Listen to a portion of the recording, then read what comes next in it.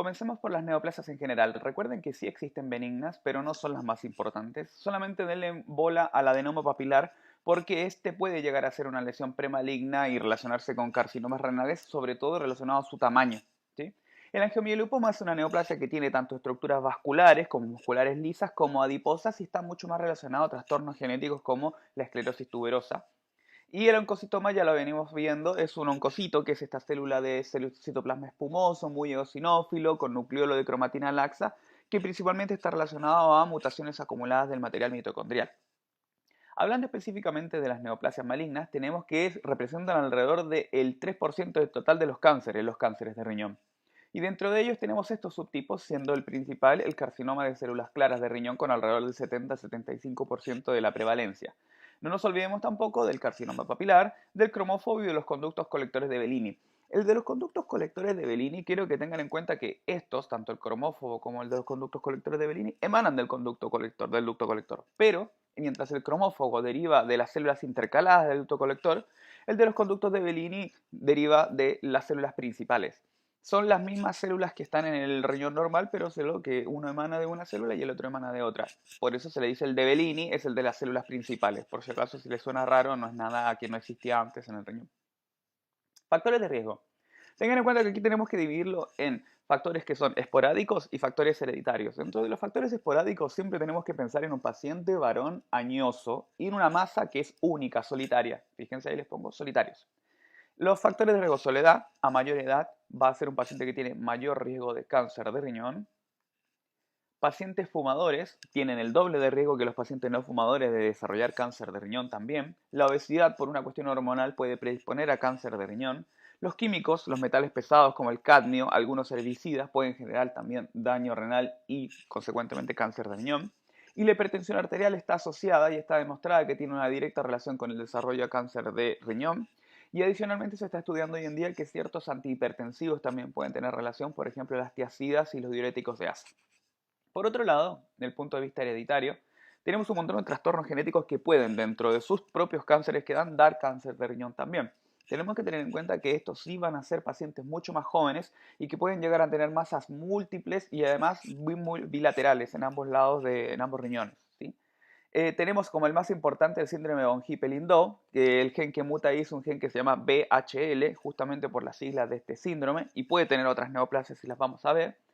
La enfermedad del tipo del cáncer renal papilar hereditario, que obviamente da cáncer papilar, vamos a verlo. Li-Fraumeni, que dentro de todo da otros cánceres también. Cowden y Lynch, que también los conocemos, que están más relacionados principalmente al cáncer de colon o a cánceres ginecológicos. Acá tenemos el cuadrito, la tablita que nos explica esto.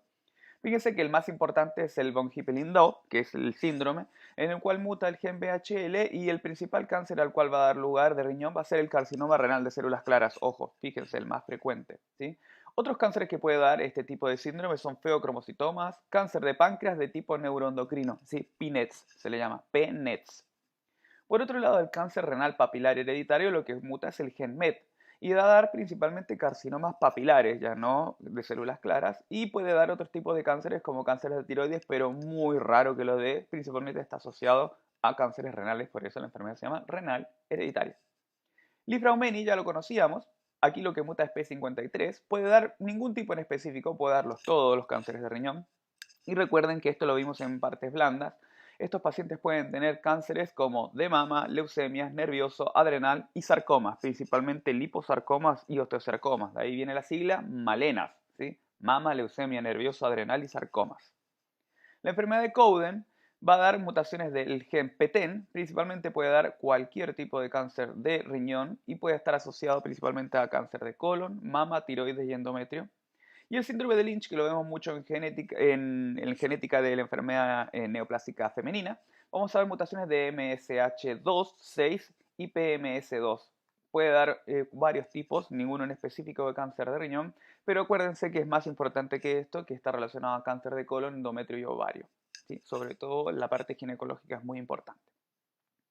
La clínica de estos tumores en general no es muy evidente, inclusive un 80% puede ser incidentales, o sea, yo estoy mirando otra cosa en el riñón y me encuentro una masa renal solitaria, por ejemplo, ¿sí? Generalmente es una masa ocupante, pero tengan en cuenta que el tamaño tiene directamente relación con el riesgo de ser maligno o no.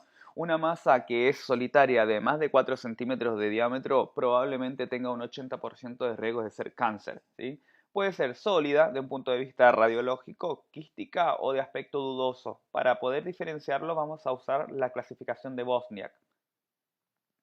La clasificación de Bosniak lo que hace es evaluar las características de este quiste o masa. Fíjense que cuando es un quiste simple, o sea, bien delimitado, tiene 0% de malignidad, pero cuando empieza a sumarse tabiques, microcalcificaciones, empiezan a sumar más riesgo de malignidad. Fíjense, más tabicación, más riesgo de malignidad. Cuando tienen masas internas o hiperdensidades que captan más, realce, se dice ecográfico o radiológico, pueden ir aumentando, llegando al punto de ser muy gruesos, con tabiques muy gruesos, con mucho realce, con mucha calcificación, y ahí ya tienen un gran riesgo. Fíjense, el 100% pueden llegar a ser malignos. La clasificación de Bosnia que evalúa esto, básicamente. Aquí les dejé en una tablita.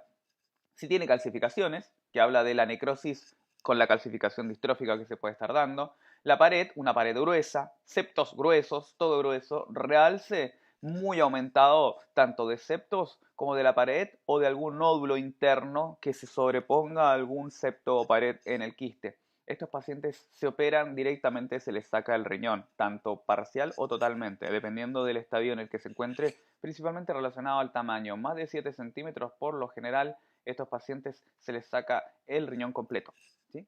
Eso es la clasificación de Bosniak, sobre todo enfocada a la radiología. La clínica general, tengan en cuenta que va a ser una tríada clásica: hematuria, dolor lumbar y masa palpable, ¿sí? La hematuria que tenemos es la presencia de eritrocitos, puede ser macroscópica o microscópica en orina. El dolor lumbar todos lo interpretan y el efecto de masa es una masa palpable en la espalda.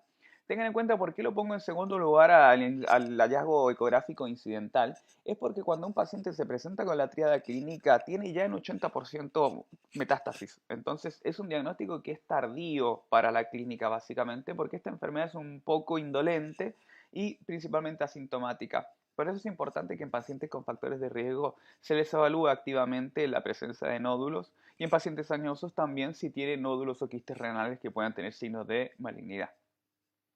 Esta ya es la clasificación de los subtipos de cáncer de riñón más importantes. Fíjense que está células claras, papilar, cromófobo y del conducto de Bellini y medular. La versión medular es una versión que está en la médula renal, valga la redundancia, y que también deriva de algún tipo de célula del ducto colector, pero está más asociado a pacientes que tienen trastornos hereditarios genéticos como la anemia de células falciformes, por lo que tiene una forma histológicamente levemente diferente y mucho más agresiva, ya hablando de que los tumores del ducto de Bellini son agresivos y de alto grado, los medulares específicamente son aún más agresivos y más anaplásicos. Vamos con células claras, por eso les pongo toda la columna de color amarillo claro. Es de color azul la letra, lo que significa que es un tumor dentro de todo de bajo grado, pero con un pronóstico moderado de sobrevida a 5 años. Clínica que puede tener, además de la tríada clásica o hipertensión, este paciente puede tener policitemia por producción de eritropoyetina, varicoceles. Recuerden que en general las varicoceles tienen a predominio el testículo derecho, recuerden porque es más recto, lo vimos en la parte de urogenital masculina. Pero en este caso los tumores renales que invaden y comprimen la vena pueden generar varicoceles desde un punto de vista del lado izquierdo, ¿sí? Sospecharlo. Hipertensión arterial principalmente por la compresión de las venas, las arterias y la activación del sistema renina-angiotensina-aldosterona. La frecuencia es el más frecuente con un 70-75% de prevalencia de los tumores malignos renales, principalmente relacionado a hombres obesos y fumadores, que son los principales factores de riesgo. La genética, el esporádico está principalmente relacionado a mutaciones del cromosoma 3 y los hereditarios a mutaciones del gen del von Hippel-Lindau. El origen de la célula a la cual da lugar a estas neoplasias es el túbulo contorneado proximal y en el polo en el que se va a encontrar con mayor frecuencia macroscópicamente esta masa es en el polo superior. Acá vemos en la macro una masa sólida amarilla, sobre todo por la presencia de lípidos, que es bien delimitada y tiene poca presencia de hemorragia. Ojo que existe un subtipo histológico que es multiloculado, que es muy raro y es más agresivo, pero acá estamos hablando del clásico, ¿sí? Fíjense esta masa bien delimitada, voy a cambiar el color, bien delimitada, ¿sí? En el polo superior, poco hemorrágica, si bien tiene focos de hemorragia no es masiva y tiene esta coloración amarillenta producto de la acumulación de lípidos principalmente. Recuerden que a nivel ultraestructural estas neoplasias acumulan lípidos y también glucógenos y azúcares, pero acá el color se lo da el lípido, ¿sí? Acá está la micro. La micro son nidos de cordones de células de citoplasma claro, por suerte la neoplasia misma nos dice el nombre, que son principalmente depósitos de lípidos y glucógeno. También pueden llegar algunas a tener, según el grado de diferenciación, un citoplasma granular más eosinófilo y el estroma es finamente vascular. Eso quiere decir que tiene vasitos chiquitos con glóbulos rojos, pero no es muy vascular ni no le da ese aspecto hemorrágico que tiene, por ejemplo, la versión del papilar, que es el hermano que está al lado, que vamos a verlo después. Puede llegar a formar patrones que tiendan a madurar como un riñón, por ejemplo, patrones tubulares, o también puede tener patrones sólidos o sarcomatoides, más relacionados a partes blandas. Este es un esquema.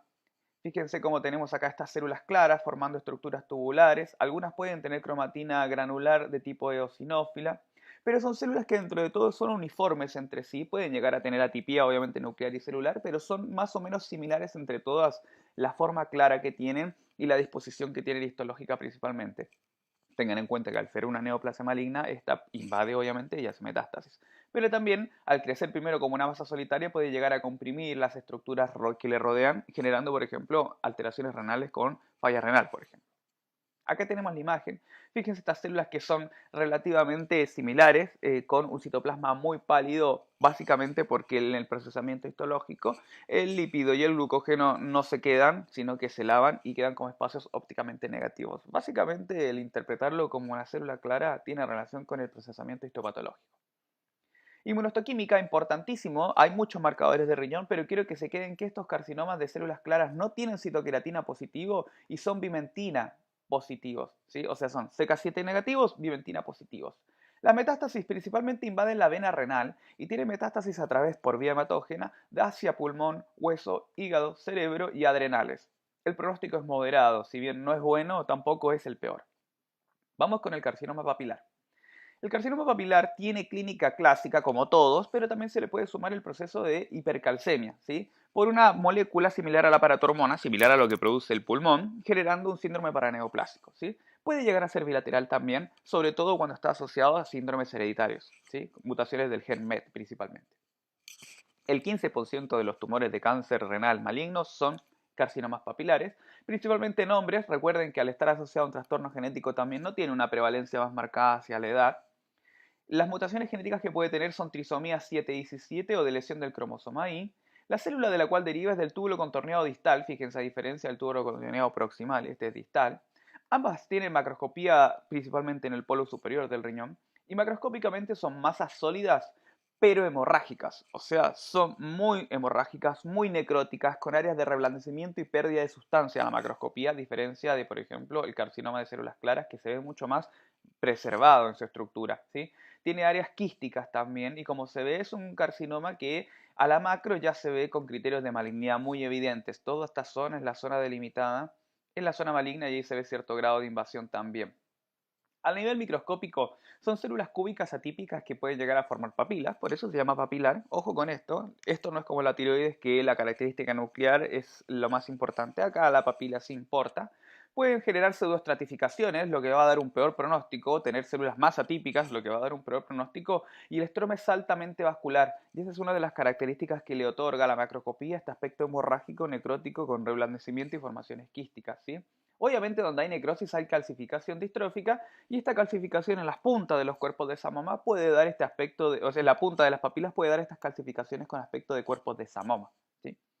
Esta es la estructura papilar, fíjense cómo se ven, con pseudoestratificación en algunos puntos como acá, pero fíjense el grado de vascularización que tiene, altamente vascularizado, es lo que le da el aspecto hemorrágico a estas neoplasias atípicas.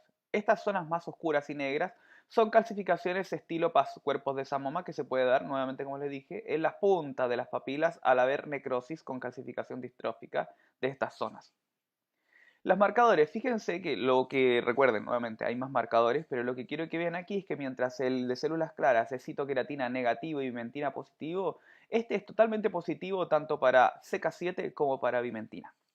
La metástasis es principalmente por vía linfática en este caso y puede ser a pulmón, a hueso, a hígado, cerebro y suprarrenales. No descartemos nunca la metástasis hematógena, ¿sí? Pero tengamos en cuenta que puede hacerlo por distintos lugares. El pronóstico de estos tumores, dentro de todo, es bueno igualmente. Vamos a el carcinoma de células cromófogas. Tengan en cuenta que este puede tener como manifestaciones falla hepática de causa no hepática, ¿sí? Principalmente por fasotemias. Este presenta en el 4% de los tumores malignos renales. no tiene prevalencia de sexo ni edad, y está relacionado a múltiples ploidías, se dice, o sea, hay múltiples alteraciones cromosomales. La célula de la cual deriva es la célula intercalada del túbulo colector, y el polo, a diferencia de los demás, es más del polo inferior. Principalmente es una masa solitaria, color marrón, y con mucha característica tiene una lesión estrellada central, que es una cicatriz. ¿Sí? Fíjense, acá tenemos el riñón, tenemos el polo inferior y tenemos esta masa bien delimitada, marrón pardo, con una cicatriz central cuando abarcan un tamaño considerable. ¿Sí? Esto es muy característico de estos tumores, que tienen esta cicatriz central. A nivel microscópico, las células poligonales son eosinófilas de citoplasma claro y granular, ¿sí? Y tienen un halo perinuclear principalmente y vasos muy alinizados. Vamos a ver eso en microscopía, pero tengan en cuenta el halo perinuclear, que puede ser un aspecto que les puede ayudar, sumado a que son eosinófilas de aspecto granular. En este caso vamos a ver que el grado de Fuhrmann, vamos a ver más abajo, que es una forma de evaluar el pronóstico de estas neoplasias en función de su núcleo y su nucleolo, no es tan útil en estas neoplasias, ¿sí? Acá podemos ver en la microscopía cómo se ven estas estructuras tubulares, ductales, que tienen este citoplasma granular muy eosinófilo, y fíjense que cada núcleo tiene un halo perinuclear blanquecino, ¿sí? Retracciones y acumulaciones de retículo endoplasmático rugoso. Si se dan cuenta, acá lo que podemos ver es un vaso altamente hialinizado, que también es propio del estroma de estas neoplasias. Como marcadores vamos a tener citoqueratina positivo, pero acá al revés del de células claras el vimentina es negativo. Entonces este es todo lo opuesto a los demás. Mientras el de células claras es citoqueratina negativo y vimentina positivo, el papilar es positivo y positivo para ambas, el cromofo es citoqueratina positivo y vimentina negativo. Otro marcador específico es el CD117. Las metástasis son comunes a todas, fíjense, por eso el color está compartido y el pronóstico es bueno. Vamos a ver el último cáncer de riñón, que es el de peor pronóstico de todos, que es el de los conductos de Bellini y el medular como una añadidura a este mismo, ¿sí? Como manifestaciones clínicas pueden tener, sumado a la tríada clínica, Cushing por paraneoplásico, amiloidosis renal, anemia de células falciformes, sobre todo relacionado en el paciente que tiene carcinomas medulares. Recuerden que la anemia de células falciformes, las mutaciones predisponen al tipo medular, que es una forma más grave y atípica de este tumor de los conductos de Bellini. Es muy raro, el 1%, y el medular es más raro aún. No tiene prevalencia por sexo, género y ni edad. Y las cromosomopatías son la principal alteración genética, y también mutaciones de HER2-neo, recuerden HER2-neo más asociado a cáncer de mama. ¿De dónde viene esta neoplasia? Principalmente del túbulo colector, pero de la célula principal, no de la intercalada. Principalmente se le dice célula de Bellini, por eso se le dice carcinoma del ducto de Bellini. ¿Sí? La ubicación no es ni superior ni inferior, sino más relacionada a la médula, al igual que el carcinoma medular, y principalmente son masas grandes, gris claras, muy infiltrativas. Acá los límites no son tan marcados, si se dan cuenta, acá los límites no se pueden ver de manera tan definida, y tienden a ser hemorrágicos también. Acá no se ve tanto como en el área hemorrágica, y pueden llegar a ser quísticos también, ¿sí? Lo que les voy a poner acá abajo son, histológicamente, cordones o túbulos de células cuboides eosinófilas, que son muy infiltrantes. De hecho, eso es lo que a la macro le da este aspecto poco delimitado, que tienen cromatina laxa y estroma con rica reacción desmoplástica. Lo que les tiene que quedar de esta neoplasia a nivel histológico es el grado de infiltración y reacción desmoplástica que tienen, que es lo característico de ellos. Fíjense, estas son las células malignas, todo esto que está más eosinófilo, formando ductos y cordones, pero todo esto que está en color, que les voy a marcar en color verde, es estroma, que está interpuesto como reacción desmoplásica. Entonces son tumores que característicamente son más duros, son más escirrosos, y esta coloración de color grisáceo pálida se la debemos a esta reacción desmoplásica del estroma de la neoplasia. Fíjense acá, este es de tipo medular, y el de tipo medular tiene esta característica de ser mucho más necrótico y hemorrágico, donde tiene estos glóbulos rojos que están entre las formaciones tubulares.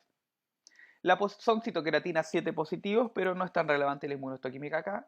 Las metástasis son, como todos, hacia los mismos lugares, pero es el de peor pronóstico. Tanto el del ducto de Bellini como el medular son los de peores pronósticos a largo plazo. ¿Sí? Básicamente eso, vamos a hacer un resumen. Quiero que veamos el de células claras, quiero que piensen en claro, bien delimitado. Cuando piensen en papilar, quiero que piensen en rojo, de hemorrágicos, quísticos y necróticos. ¿Sí? Cuando piensen en cromófobo, quiero que piensen en color rosado, marrón y cicatriz central. Y cuando piensen en conducto de Bellini, quiero que piensen en una masa grisácea eosinófila, principalmente por los cordones a nivel histológico y por la grisáceo por la parte macroscópica, y la reacción desmoplásica que generan estos últimos. La gradación de Fuhrmann, habíamos dicho que se ocupaba de las características del núcleo, del tamaño, forma y nucleolo para evaluar la sobrevida de este paciente. O sea, yo le sospecho la masa o lo encuentro incidentalmente, Le evalúo con ecografía o tomografía o resonancia magnética y defino por Bosniak si ese quiste o nódulo debe ser sacado. Dependiendo del tamaño voy a definir si saco el riñón completo o saco solo una parte del riñón. Y una vez que esto se evalúa en microscopía, defino el subtipo histológico del cáncer de riñón y luego el pronóstico, sobre todo relacionado a las características del núcleo y el nucleolo, que es lo que nos lleva acá a la gradación de Fuhrman. Es el grado básicamente, ¿sí? Fíjense que tenemos 4 grados, dentro de ellos el núcleo va a estar relacionado al tamaño, un tamaño menor a 10 micras, menor a 15, menor a 20 y más de a 20, pero no me importa tanto eso, fíjense que no es tan importante el tamaño. El contorno del núcleo, si es uniforme, fíjense que a partir del segundo grado se vuelve irregular y al cuarto grado puede llegar a ser multilobulado. Pero lo más importante de todo aquí es el nucleolo. ¿Sí? O sea, todo es importante, pero el nucleolo es realmente lo que me va a definir todo. Fíjense que si yo tengo en el grado 1, el nucleolo es muy poco visible o ausente, pero después lo voy a empezar a ver y fíjense que va a ser visible o al 400X o al 100X, lo que me va a estar evidenciando de que este nucleolo está creciendo. En casos del grado 4, es lo más grave, voy a tener nucleolos prominentes con grumos de cromatina. Entonces, lo más importante aquí es el nucleolo para establecer el grado y pronóstico de los carcinomas renales en cualquiera de sus tipos. Sobre todo si no lo veo, si lo veo a 400, si lo veo a 100X o si lo veo a cualquier aumento de manera prominente con grumos de cromatina. Fíjense la sobrevida. Un grado 1 va a sobrevivir el 90%, ya cuando está un grado 2, 65%, grado 3, 50% y ya grado 4, menos del 50%, solo mirando las características del núcleo y el nucleolo principalmente. Fíjense que esto tiene mucha relación a cuando hacíamos gradación de Gleason en el cáncer de próstata. ¿Sí? Si bien aquí miramos el núcleo y el nucleolo, en el caso del cáncer de próstata lo que estoy mirando es la histología y el grado de maduración del tejido en su totalidad. Pero son distintas formas de evaluar el grado para pronosticar la sobrevida del paciente. ¿Sí? Tengan en cuenta eso. Fíjense acá les pongo imágenes. Este sería un grado 1, ¿sí?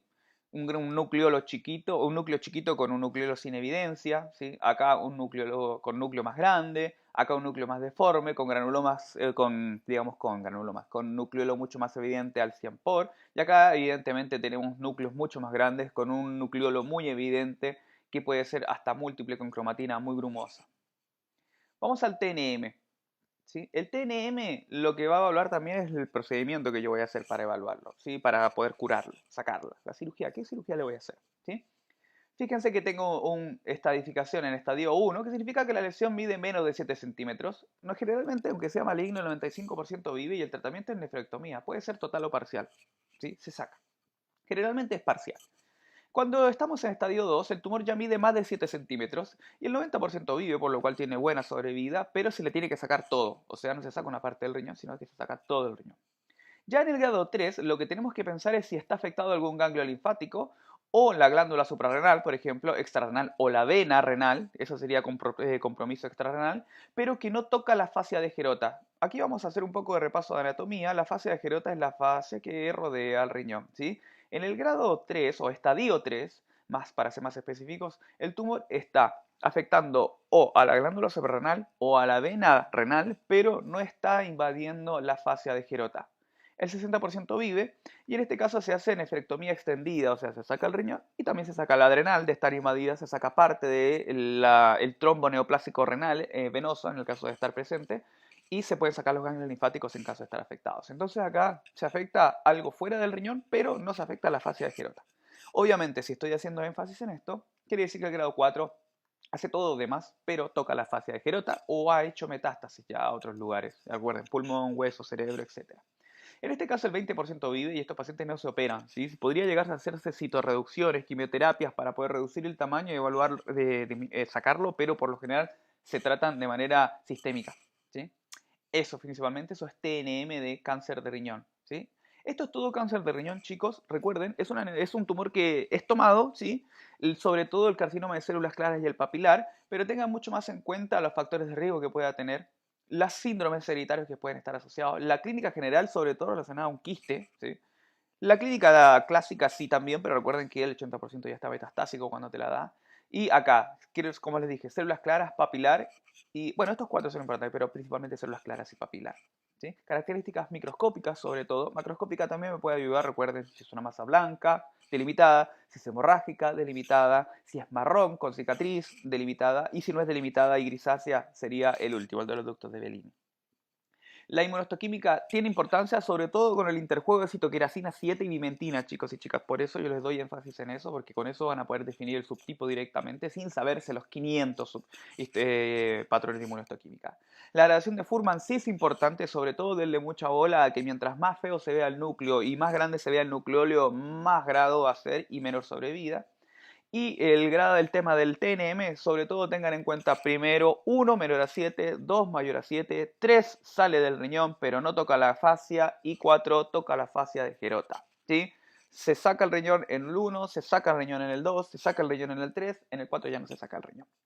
Bueno chicos, eso es cáncer renal, ya deben tener la diapo subida, así que eso, que estén bien. Luego vamos a ir sumando los videos de neoplasias benignas y patología renal no neoplásica y el carcinoma uroterial de vejiga, que sería lo último que queda, que son temas muy cortitos, ¿sí? Bueno,